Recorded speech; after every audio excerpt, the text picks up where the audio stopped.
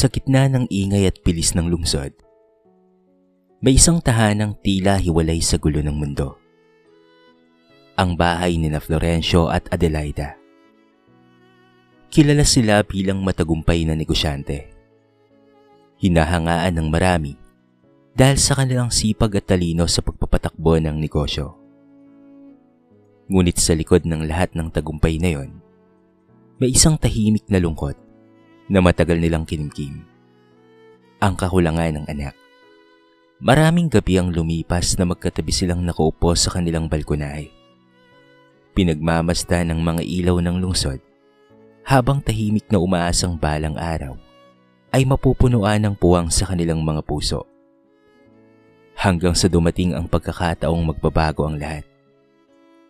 Isang araw, nagpasya silang mag-ampon.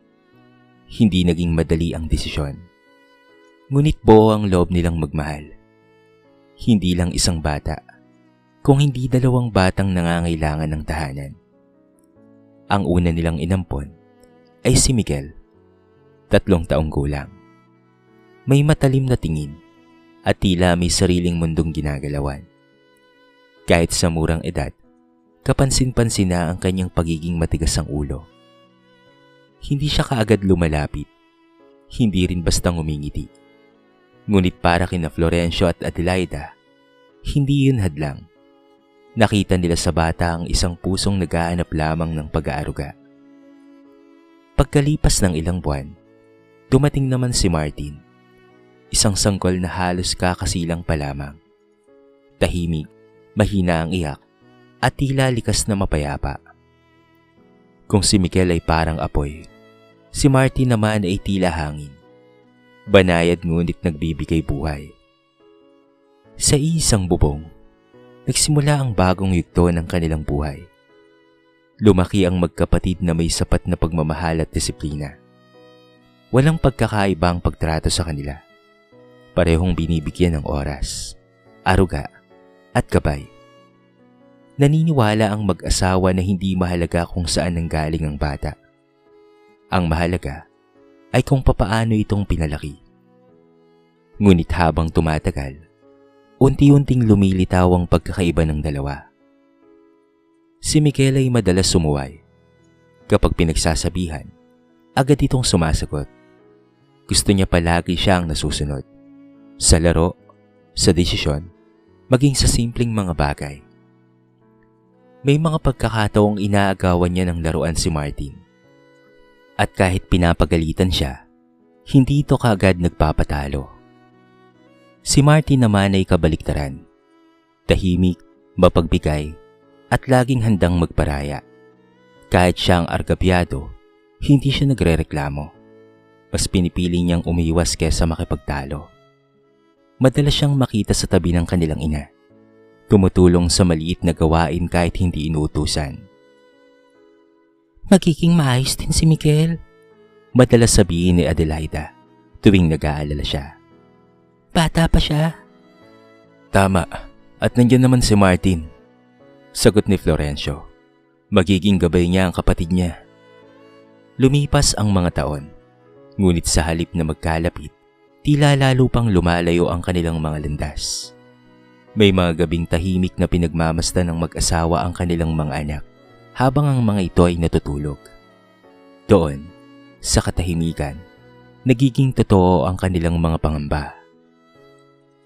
Sa tingin mo, tama ba ang ginawa natin? Mahinang tanong ni Adelaida. Hinawakan ni Florencio ang kanyang kamay. Ginawa natin ang tama, mahal. Pinili natin silang mahalin. Sa sandaling iyon, pinili nilang maniwala na balang araw, magiging buo rin ang pamilyang kanilang binuo, hindi man sa dugo, kung hindi sa pagmamahal.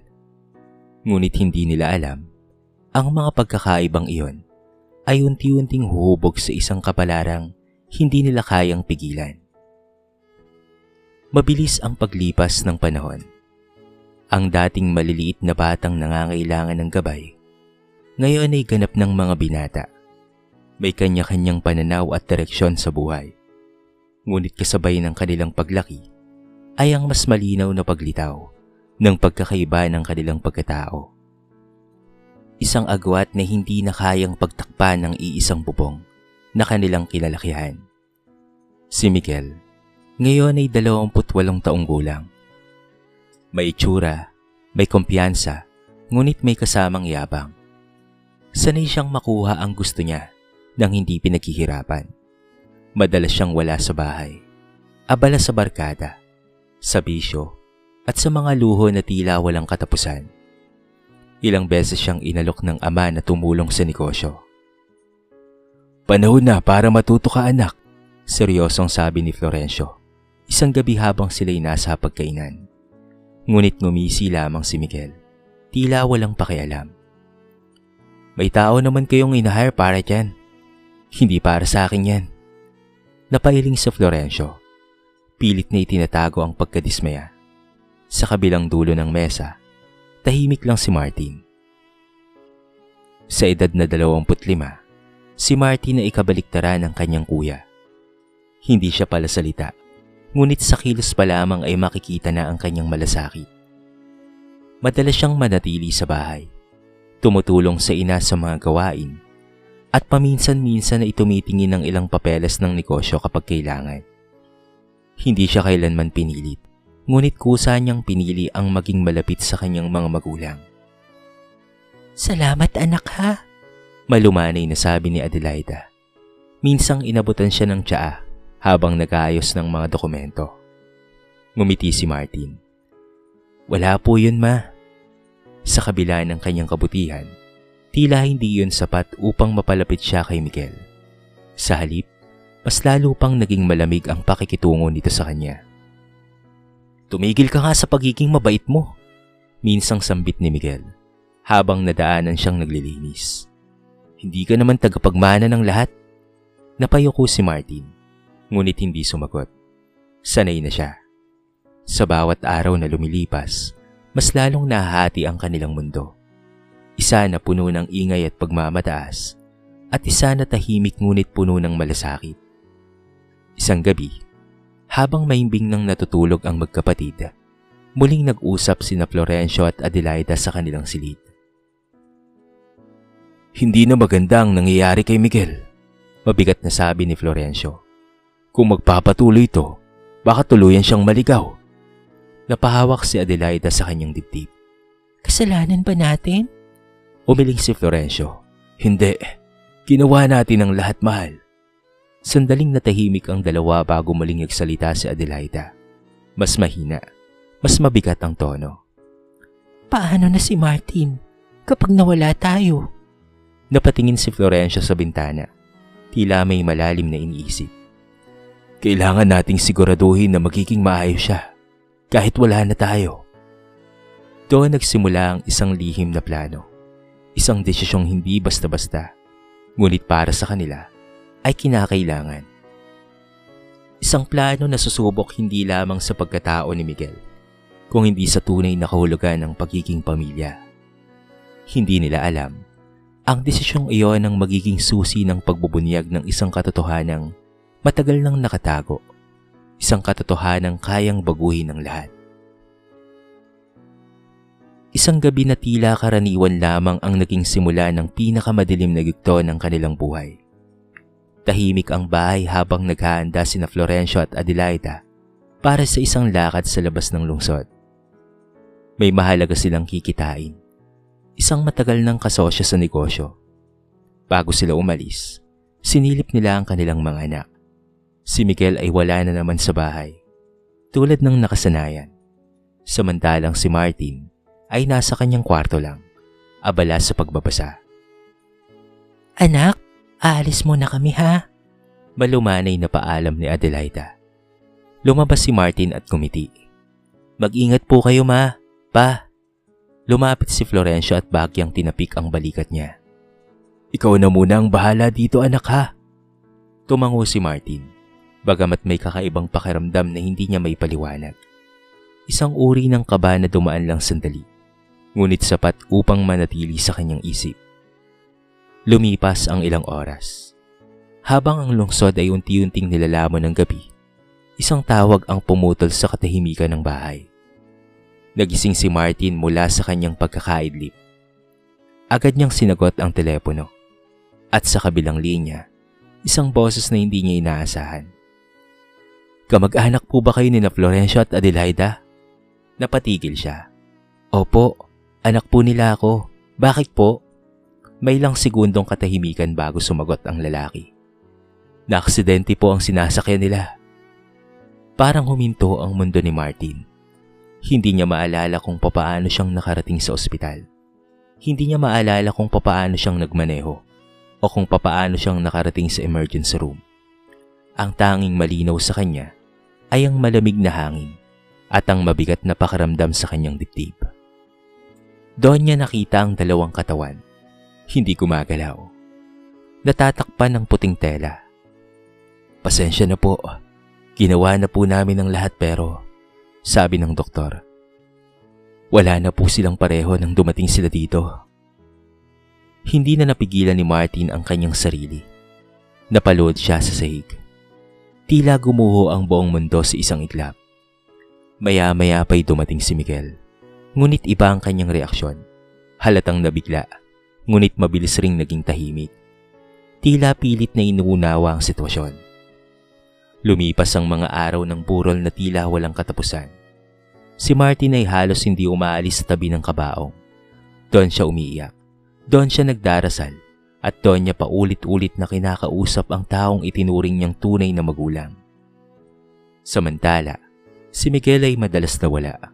Kapag naroon man, abala siya sa pakikipag-usap sa mga bisita, sa ilang kakilala sa negosyo, at kung minsan sa abogado. Dumating ang araw ng pagbabasa ng mga testamento. Tahimik ang silid habang binubuksan ng abogado ang dokumento. Naroon sina Miguel at Martin. Magkatabi ngunit tila napakalayo sa isa't isa. Batay sa huling habilin ni Ginoong Florencio at Ginang Adelaida, unti-unting binasa ang laman.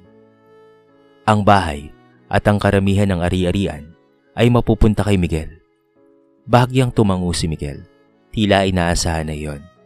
Samantalang kay Martin ay isang ATM account na magbibigay ng buwanang allowance. Napatigil si Martin. Hindi siya nagsalita. Hindi rin siya nagtanong. Meron ding bahagi ng kumpanya na ipinagkatiwala sa isang taong kanilang lubos na pinagkakatiwalaan. Napakunot ang noo ni Miguel. "Sino naman yun?" tanong niya. Ngunit walang malinaw na sagot ang abogado. Pagkatapos ng lahat, tahimik na tumayo si Martin. Para sa kanya, sapat na ang lahat. Hindi niya iniisip ang iniwan. Ang mas mahalaga ay ang nawala.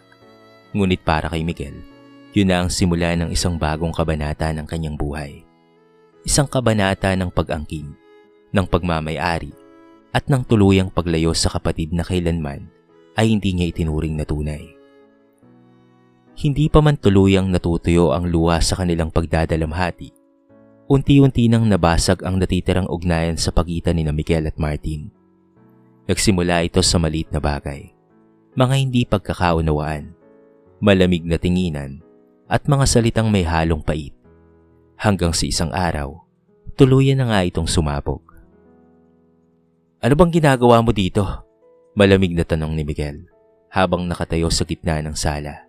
Napatingin si Martin. Hawak ang isang lumang larawan nilang pamilya. "Dito naman talaga ako nakatira, kuya." "Kuya?" Napangisi si Miguel. Puno ng pangungutya. "Huwag mo na nga akong tawagin ganyan. Hindi kita kapatid." Parang may matalim na bagay na tumama sa dibdib ni Martin. Ngunit pinili niyang manahimik.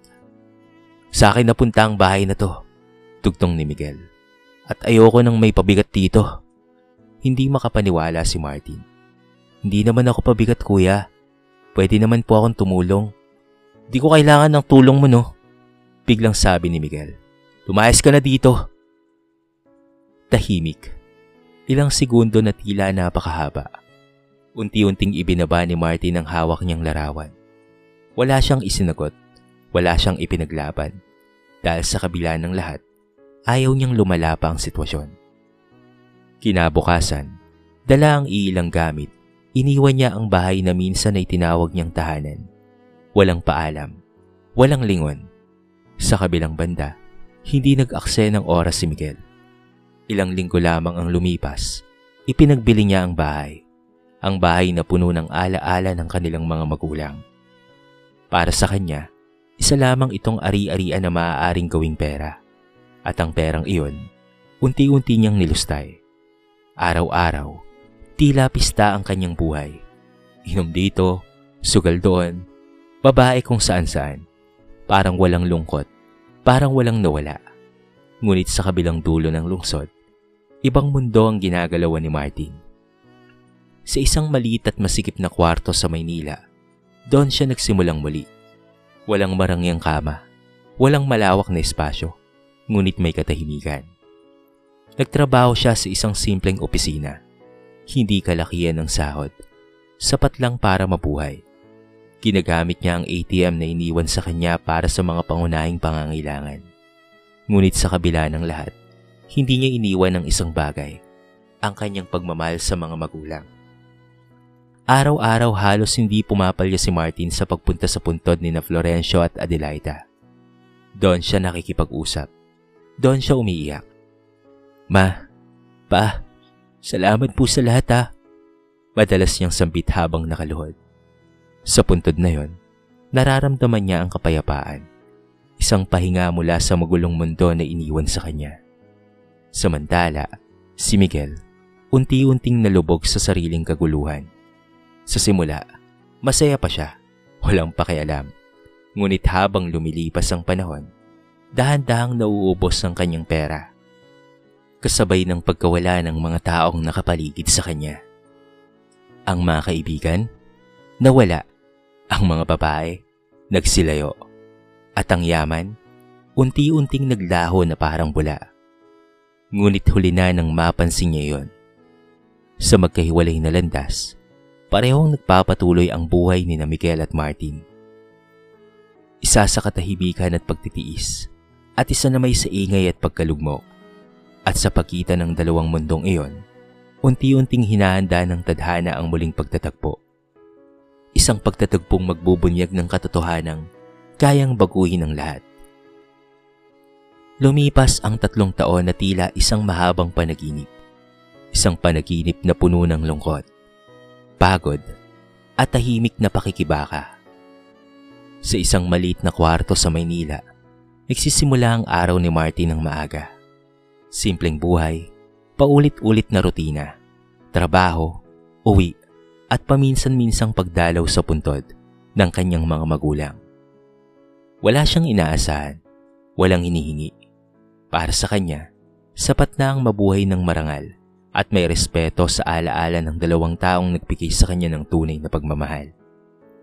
Isang hapon, habang siya'y nagpapahinga matapos ang mahabang araw ng trabaho, may kumatok sa kanyang pintuan. Pagbukas niya, tumambad ang isang pamilyar na muka, ang abogado ng kanyang mga magulang. "Magandang hapon, Martin," bati nito. Nagulat si Martin. "Sir, kayo po pala. Bakit po? May problema po ba?" Umiling ang abogado at ngumiti ng bahagya. "Wala naman. Sa katunayan, may kailangan lang akong ibigay sa'yo." Iniabot nito ang isang makapal na sobre. "Panahon na," dagdag nito. Napakunot ang noo ni Martin. "Panahon po para saan?" Hindi kaagad sumagot ang abogado. Sa halip, pinaupo siya at sa kamarahang nagsalita. "Ito ang ikalawang testamento ng iyong mga magulang." Parang tumigil ang oras. Dahan-dahang binuksan ni Martin ang sobre. Nanginginig ang kanyang mga kamay. Isa-isa niyang binasa ang mga salitang nakasulat. At sa bawat linya, mas lalo siyang nawawala sa kanyang sarili.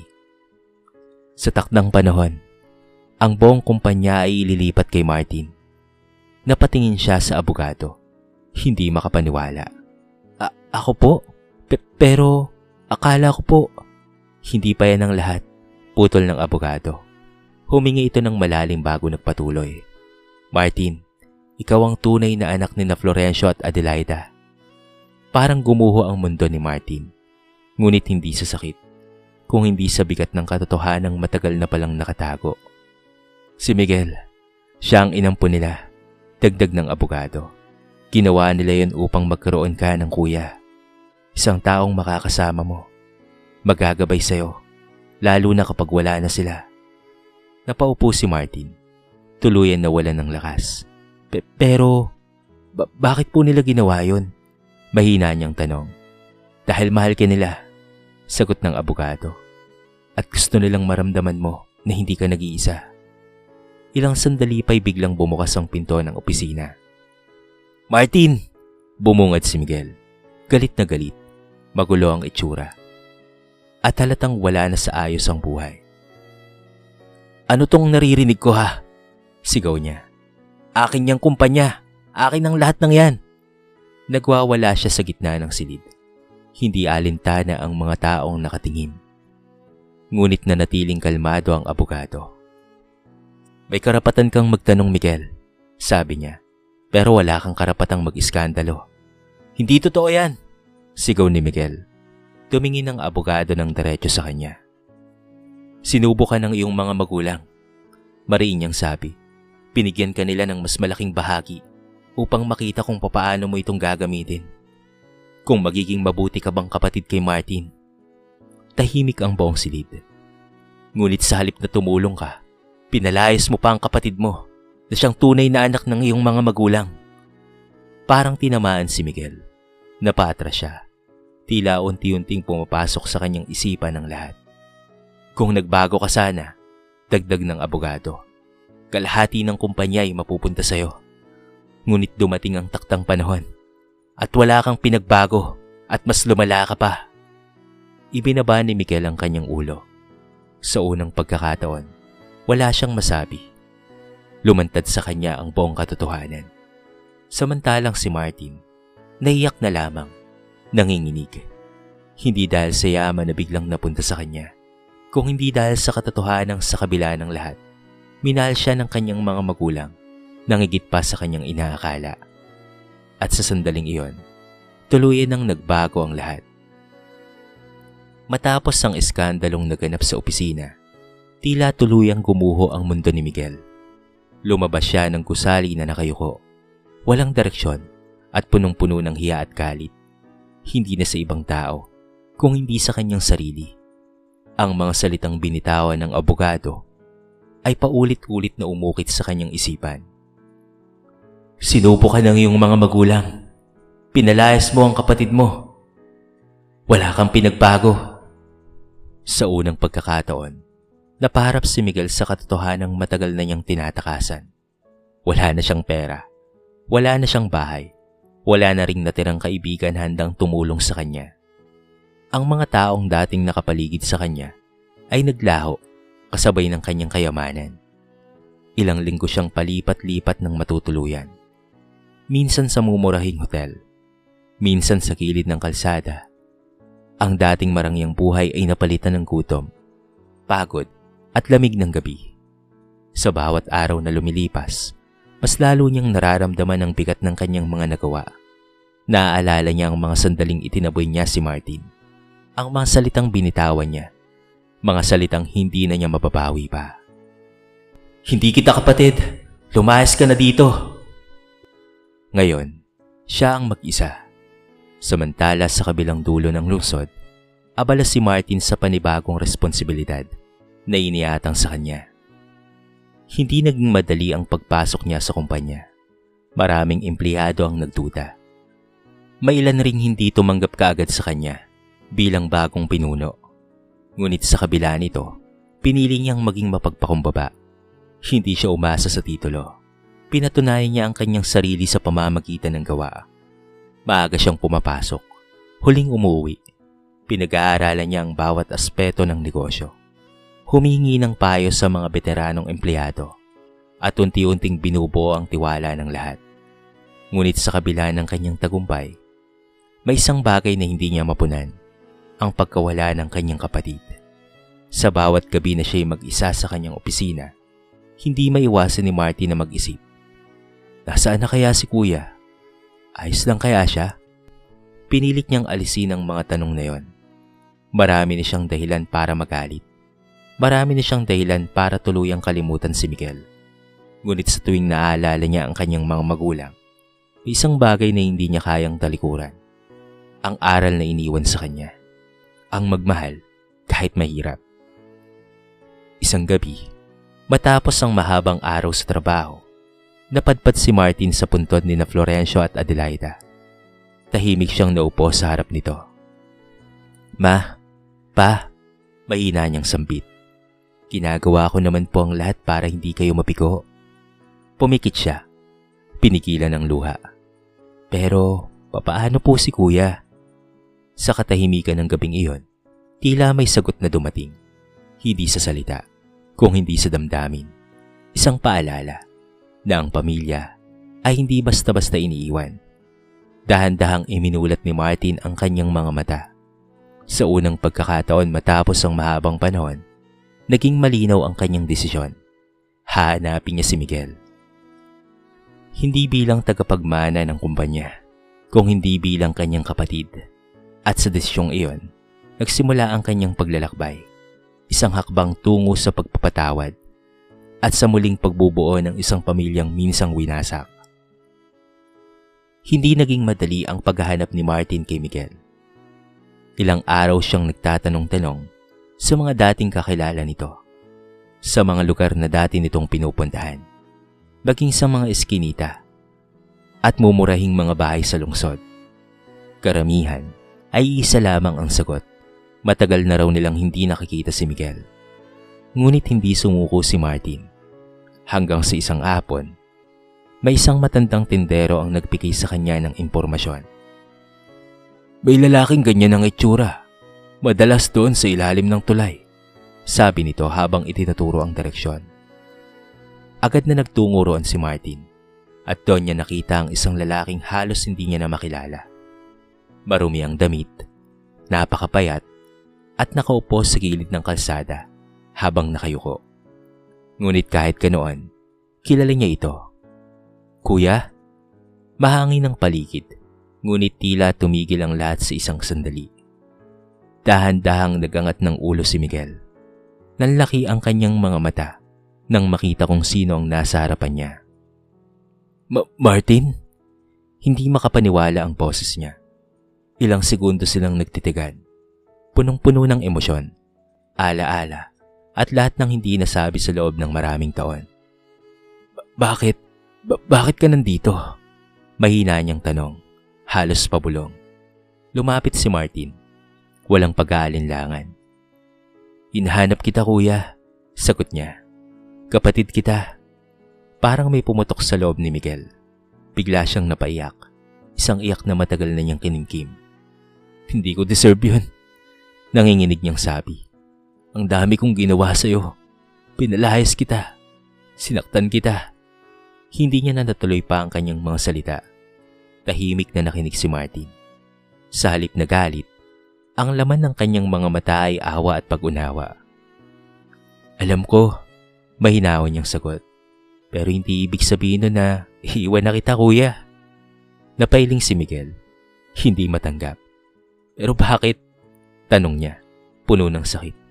Bakit mo pa ako tutulungan? Matapos ang lahat.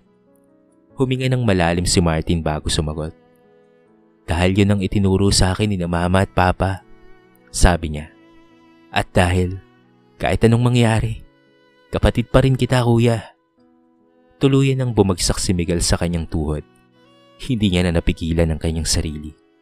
Sa unang pagkakataon, hindi siya umiyak dahil sa pagkawala ng kanyang mga pera, kung hindi dahil sa bigat ng kanyang konsensya at sa kabutihang hindi niya inaasahan.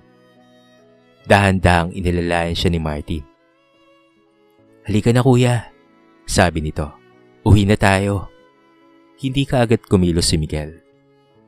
May lugar pa ba ako? Tanong niya, puno ng pag-aalinlangan. Ngumiti si Martin, isang ngiting puno ng pag-asa. Meron kuya, sagot niya. Palagi kang may lugar. At sa simpleng salitang iyon, muling nabuo ang isang bagay na akala niya'y tuluyan nang nawala. Lumipas ang mga buwan, unti-unting bumangon si Miguel. Hindi na bilang taong sakim at mapagmataas, kung hindi bilang isang taong natutong magpakumbaba. Tinulungan siya ni Martin na magsimulang muli. Binigyan ng trabaho, tirahan, at higit sa lahat, pagkakataon. Hindi naging madali ang pagbabago, ngunit araw-araw, pinipili ni Miguel na maging mas mabuting tao. At sa bawat hakbang niya, nariyan si Martin, hindi bilang tagapagmana ng kayamanan, kung hindi bilang tunay na kapatid. Sa uli, napatunayan nilang dalawa na ang pagiging pamilya ay hindi nasusukat sa dugo, kung hindi sa pagmamahal, pagpapatawad, at sa kakayahang manatili kahit gaano pa kahirap. At sa pusong marunong magpatawad, doon nagsisimula ang tunay na kayamanan. Lumipas pa ang ilang mga taon at unti-unting naghilom ang mga sugat ng nakaraan. Hindi man tuluyang nawala, ngunit natutunang tanggapin at gawing aral. Sa gitna ng lungsod, muling sumigla ang kumpanyang iniwan ni Florencio at Adelaida sa ilalim ng pamumuno ni Martin. Naging mas matatag at mas makatao ang takbo nito. Hindi lamang kita ang kanyang pinahalagahan, kung hindi ang kapakanan ng bawat empleyado. Isang bagay na natutunan niya mula sa mga magulang na nagpalaki sa kanya. Hindi siya naging perpektong leader, ngunit naging totoo siya. At sa bawat desisyong kanyang ginagawa, dala niya ang alaala ng 2 taong unang naniwala sa kanya. Sa kabilang banda, si Miguel ay unti-unting nagbago. Hindi man kaagad, hindi man madali, ngunit totoo. Mula sa pagiging isang lalaking nalunod sa sariling kasakiman, natuto siyang magsimulang muli, mula sa wala. Sa tulong ng kanyang kapatid na si Martin, nagkaroon siya ng simpleng trabaho sa kumpanya, hindi man bilang boss, kung hindi bilang isang ordinaryong empleyado. At doon niya natutunan ang mga bagay na noon ay minamaliit niya. Ang halaga ng sipag, respeto, at pagpapakumbaba. Maraming gabi ang lumipas na mag-isa siyang nag-iisip. Mga gabing pinuno ng pagsisisi, ngunit hindi na nanggalit. Sa halip, unti-unti niyang tinanggap ang lahat. Ang kanyang pagkakamali, ang kanyang pagkukulang, at ang pangalawang pagkakataong ibinigay sa kanya. Isang araw, magkasabay na dumalaw sina Miguel at Martin sa puntod ni Florencio at Adelaida. Tahimik ang paligid. Mahangin, ngunit payapa. Lumod si Miguel sa harap ng puntod. Hawak ang isang maliit na bulaklak. Ma, pa, mahina niyang sambit. Pasensya na po. Pumatak ang kanyang luha, hindi na puno ng galit, kung hindi ng pagsisisi at pasasalamat. Hindi ko po nagampanan ng pagiging mabuting anak. Pero susubukan ko pong bumawi. Sa kanyang tabi, tahimik na nakamasid si Martin. Hindi siya nagsalita. Hindi na kailangan, dahil sa sandaling iyon, sapat na ang presensya nila sa isa't isa. Sapat na ang katotohanan kahit nawasak ang kanilang pamilya noon, nagawa pa rin nilang buuin itong muli. Hindi sa perpektong paraan, kung hindi sa paraang totoo. Tumayo si Miguel at tumingin kay Martin. Salamat, mahinang sabi niya. Ngumiti si Martin. Wala yon, sagot niya. Pamilya tayo, di ba? At sa simpleng palitang iyon, muling nabuhay ang diwa ng tahanang minsang nawala. Ang tahanang hindi nakatayo sa pader o bubong, kung hindi sa puso. Sa uli, ang tunay na pamana ni Florencio at Adelaida ay hindi ang kanilang kayamanan, negosyo o ari-arian, kung hindi ang aral ng pagmamahal, na ang pamilya ay hindi pinipili ng dugo, kung hindi pinipili araw-araw, sa kabila ng lahat. At sa bawat pusong handang magpatawad at magmahal muli, doon nagsisimula ang panibagong kwento. Ang kwento ni Miguel at Martin ay nagpapakita ng malalim na katotohanan patungkol sa buhay, pamilya at pagkatao. Mga aral na hindi lamang dapat basihan kung hindi isabuhay. Una, hindi nasusukat sa dugo ang pagiging tunay na pamilya. Maaaring hindi magkadugo sina Miguel at Martin, ngunit sa huli, ang nagbuklod sa kanila ay ang pagmamahal, pagpapatawad at ang pagpili na manatili sa isa't isa kahit gaano kahirap. Ipinapakita nito na ang pamilya ay hindi lamang ibinibigay. Ito ay pinapantay at pinipiling buuin araw-araw. Ikalawa, ang kayamanan ay hindi garantiya ng tunay na kaligayahan. Si Miguel, sa kabila ng lahat ng natanggap niya, bahay, pera at ari-arian, ay nauwi sa pagkalugmok dahil sa kanyang kasakiman at maling paggamit ng biyaya. Samantala, si Martin, kahit kakaunti lang ang natanggap sa simula, ay nagkaroon ng kapayapaan dahil sa kanyang kabutihan at pagpapahalaga sa tama. Ikatlo, ang pagpapalaki ay may malaking papel. Ngunit nasa tao pa rin ang huling desisyon. Parehong pinalaki ng maayos sina Mikel at Martin. Ngunit magkaiba ang kanilang piniling landas. Ipinapaalala nito na ang bawat tao ay may sariling responsibilidad sa kanilang mga desisyon at kanilang mga kilos. Ikaapat, ang pagpapatawad ay isang anyo ng tunay na lakas. Hindi madaling patawarin ang taong nakasakit sa iyo, lalo na kung ito ay paulit-ulit na nangyari. Ngunit pinili ni Martin na magpatawad, hindi dahil sa nakalimot siya, kung hindi dahil pinili niyang magmahal. At sa pagpapatawad na yon, hindi lang si Mikel ang nabigyan ng pangalawang pagkakataon. Kung hindi pati na rin ang kanilang relasyon bilang magkapatid ay muling nabuo. At higit sa lahat, laging may pagkakataon para magbago. Si Mikel, kahit gaano kalalim ang kanyang pagkakamali, ay nagkaroon pa rin ng pagkakataong itama ang kanyang buhay. Ipinapakita nito na walang taong tuluyang nawawala hanggat may pagsisisi, pagtanggap at pagnanais na maging mabuti.